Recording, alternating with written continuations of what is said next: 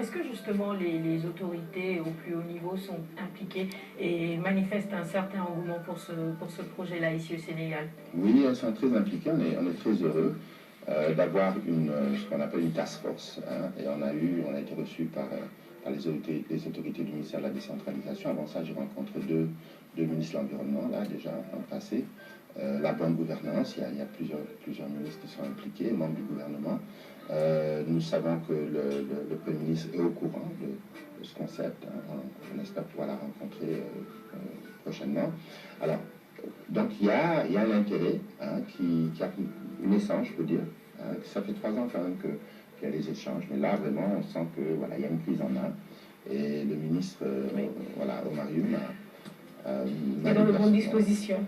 Voilà. En tout cas, peut-être une toute dernière question, parce qu'on ne peut pas aborder, docteur Mary-Teuw Chimère-Diaw, la question des richesses naturelles en Afrique, parce que finalement, c'est de cela qu'il s'agit, sans pour autant citer, par exemple, la déforestation ou encore, on va dire, l'exploitation tous azimuts des richesses naturelles. Alors, est-ce que le RAFEM, le Réseau africain des forêts modèles, justement, s'implique aussi dans ces questions-là, d'ordre économique, pour un petit peu voir comment mieux préserver nos richesses naturelles? Oui, absolument. On a 2 piliers. On a un pilier, c'est la gouvernance territoriale, c'est ce que nous appelons l'infrastructure sociale forêt modèle. Et puis le deuxième pilier, c'est ce qu'on appelle le One Programme, c'est le cadre unifié, vivant d'intervention économique du réseau. Alors là-dedans, il y a un certain nombre de domaines, de secteurs d'intervention prioritaires sur le bois, sur les plantes africaines. C'est un marché aujourd'hui dans le monde, c'est 48 milliards de dollars. On a une part infime de ce marché. Voilà, et c'est des richesses fabuleuses. L'huile de soude a une teneur beaucoup plus intéressante que l'huile d'argan.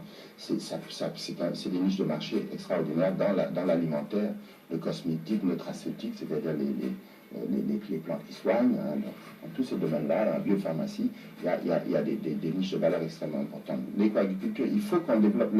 La question centrale hein, qui est posée par le climat, c'est que le climat change, mais la question fondamentale, c'est qu'est-ce que nous faisons par rapport à ça. C'est ce que les gens appellent les stratégies d'atténuation.